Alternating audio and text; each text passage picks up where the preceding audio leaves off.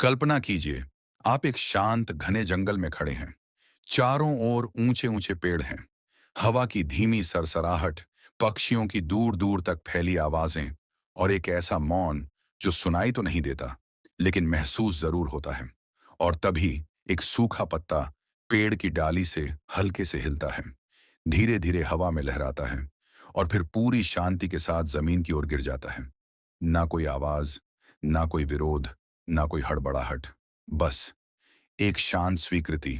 यही दृश्य है इस कहानी का आधार। हिमालय की तलहटी में बसा था एक छोटा सा गांव, तलगांव।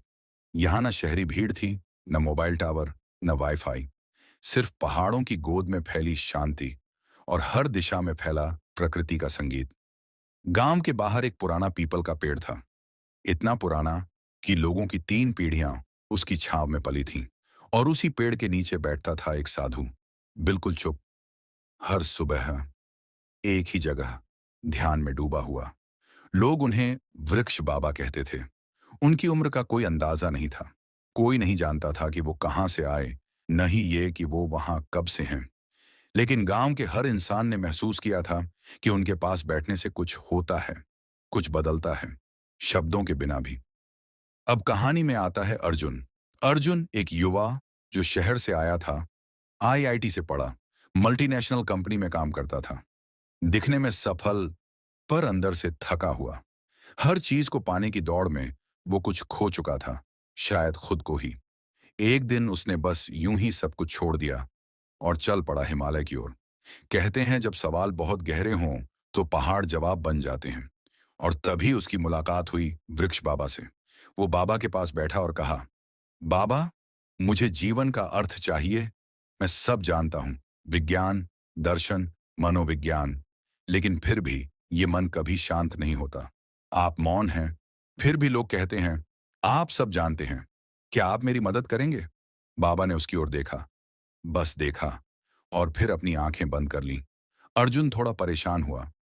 क्या ये भी सिर्फ दिखावा है? उसने सोचा। लेकिन अगले दिन वो फिर आया, फिर अगला दिन, फिर एक और।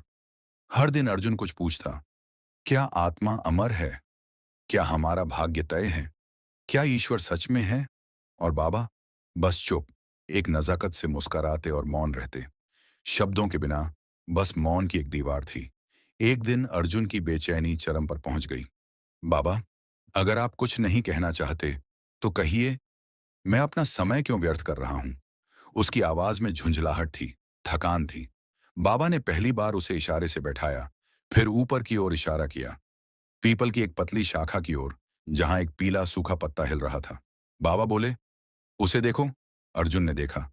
वो पत्ता हवा के साथ थरथरा रहा था। कभी लगता गिर जाएगा, फिर रुक जाता। बाबा बोले, गिरने दो, बस देखो। वो बैठा रहा। 5 मिनट, 10 मिनट, फिर 30 मिनट। पत्ता वहीं था, हिलता, थमता, कभी गिरने के कगार पर, कभी टिककर शांत। अर्जुन के मन में सवालों की लहरें उठती रहीं। क्या यही उत्तर है? क्या यह कोई प्रतीक है? या ये बाबा की एक और चुप रणनीति है? लेकिन वो हिला नहीं, बस देखता रहा। और फिर लगभग 1 घंटे बाद वो पत्ता अपनी शाखा से अलग हुआ। पर वो गिरा नहीं, वो बहा, जैसे कोई नर्तकी हवा में घूमे। वो लहराते हुए नीचे गया, धीरे, बहुत धीरे, और फिर जमीन से ऐसे टकराया जैसे कोई सपना हल्के से टूटे। बाबा बोले, यही जीवन है। अर्जुन ने उनकी ओर देखा। पहली बार उसके मन में मौन था, बिना सवाल, बिना उत्तर की तलाश। बाबा बोले, वो पत्ता अपनी डाली से जुड़ा था, जैसे तुम जुड़ते हो अपनों से, सपनों से, कामनाओं से। लेकिन जब समय आता है तो जीवन चाहता है छोड़ दो। और देखो उसने कैसे छोड़ा, बिना डर, बिना खींचातानी, बिना शिकायत। तुम्हारी परेशानी ये है अर्जुन, तुम हर चीज को पकड़ कर रखना चाहते हो, हर जवाब को तर्क से समझना चाहते हो। लेकिन जीवन वो पत्ता है जो जब गिरता है तो गिरना ही उसका सबसे सुंदर नृत्य बन जाता है। अर्जुन कुछ नहीं बोला, उसने सिर झुका लिया। उसे लगा जैसे भीतर कुछ पिघल रहा है, जैसे कोई गांठ खुल रही है, जैसे भीतर का खालीपन अब धीरे धीरे भर रहा है। अगले दिन वो फिर आया, बाबा के पास बैठा, लेकिन आज कोई प्रश्न नहीं था, सिर्फ मौन, सिर्फ स्वीकृति। वो वहीं पत्ता जमीन पर पड़ा था, शायद अब किसी मिट्टी का हिस्सा बन रहा था। और अर्जुन जानता था, अब उत्तर कहीं बाहर नहीं, उसके भीतर ही था। अर्जुन अब पहले जैसा नहीं था। उस दिन उस पत्ते को गिरते हुए देखना एक साधारण दृश्य नहीं था, वो एक अनुभव था जो शब्दों से परे था, जिसने उसके भीतर कुछ बदल दिया था, कुछ ऐसा जो दुनिया की सबसे बड़ी किताबों ने भी नहीं बदल पाया। अब वो रोज आता, बाबा के पास बैठता, लेकिन अब कोई सवाल नहीं करता। वो जान चुका था, मौन के पास वो उत्तर होते हैं जो शोर कभी दे ही नहीं सकता। गांव के लोग उसे देखने लगे थे। वो पहले से शांत था, उसकी चाल में ठहराव था, उसकी आंखों में हल्की सी मुस्कुराहट रहती, जैसे उसे अब कोई जल्दी नहीं थी। वो बाबा की मदद करता, पानी लाता, पेड़ के पास साफ सफाई करता, कभी कभी बच्चों को कहानियां सुनाता। और उस पूरी प्रक्रिया में अर्जुन धीरे धीरे खुद को पहचान रहा था। एक दिन एक छोटा बच्चा आया, नाम था राघव। उसकी माँ की हाल ही में मृत्यु हो गई थी। वो बाबा के पास आया और बोला, बाबा, मेरी माँ क्यों चली गई? बाबा ने कुछ नहीं कहा, पर अर्जुन ने उसकी ओर देखा।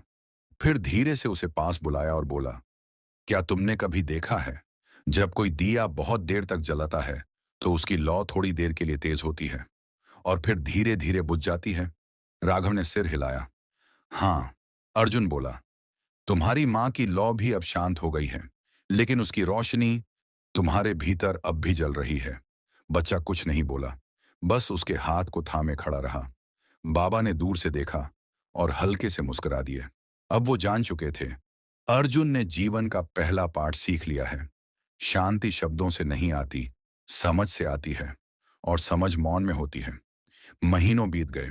गांव में बर्फ गिरने लगी थी, पेड़ों ने अपने पत्ते त्याग दिए थे।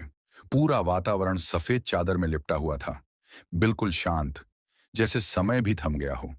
एक सुबह अर्जुन पहुंचा, लेकिन बाबा वहां नहीं थे।